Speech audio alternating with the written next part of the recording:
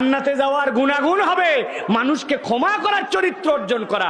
আপনি যদি মানুষকে ক্ষমা করতে না পারেন, আপনি মনে মনে এটা গেঁথে নিবেন যে আল্লাহ মনে হয় আপনাকে ক্ষমা করতেছেন না।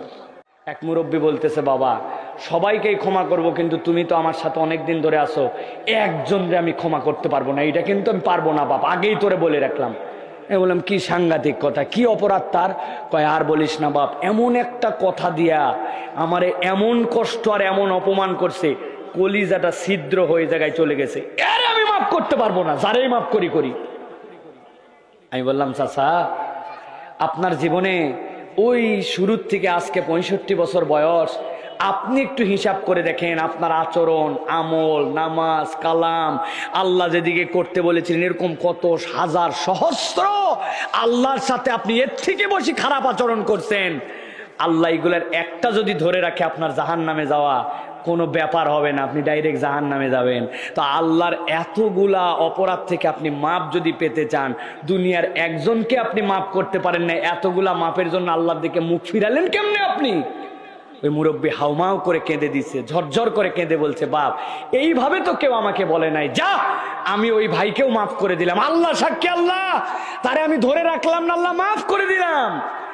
এই যে মাফ করে দিল, আল্লাহ চাইলে এই কারণে যেই বান্দারা বান্দাদেরকে মাফ করে দেয়, আল্লাহ তার অপর সব বান্দাদেরকে তার গুনাহ যা অপরাধ সব মাফ করে দিবেন। সুবহানাল্লাহ। এটা আমার কথা না, এটা হাদিস থেকে প্রমাণ আছে। নবীজির একজন সাহাবী, নবীজি বলছেন, লাক্কিনু মাউতাত, তোমরা তোমাদের যারা মৃত্যুবরণ করবে তাদের কাছে যে তোমরা মৃত্যু পথযাত্রীদের কাছে যে তোমরা কালেমার কথা বলো, তালকিন দাও। মৃত্যু পথযাত্রীকে খবরদার যায় বলবেন না পর পর লা ইলাহা ইল্লাল্লাহ, পর পর লা ইলাহা ইল্লাল্লাহ পর, খবরদার, নবীজি নিষেধ করেছেন। নবীজি বলছেন তোমরা তার পাশে যে কালেমা বলো, আশহাদু আল্লা ইলাহা ইল্লাল্লাহ লা ইলাহা ইল্লাল্লাহ, ওকে বলতে বললে এলোমেলো করে দিতে পারে, ওর তখন জাকান্দানি চলতেছে, তার পাশে যে বলতে হয়। নবীজি এক সাহাবীর কাছে পাঠালেন, সেই সাহাবীর কালেমা আসতেছে না মুখ দিয়ে, নবীজি খবর নেওয়ালেন, আপনারা জানেন সংক্ষেপে তার মা বেঁচে আছে কিনা ডেকে নিয়ে আসো।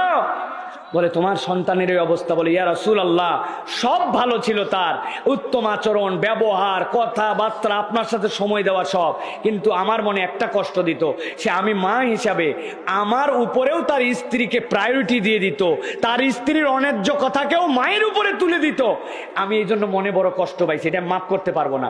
নবীজি বললেন তার জন্য হাতাব নিয়ে আসো, কাঠ নিয়ে আসো, এই দুনিয়ায় থাকতেই তারা আগুন জ্বালায় পুরাই শেষ করে দিব।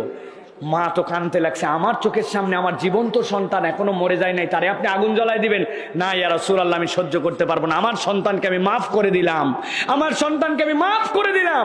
আল্লাহ নবী বলছেন এখন যাও। সাহাবায়ে কেরাম বলছেন যাওয়ার পর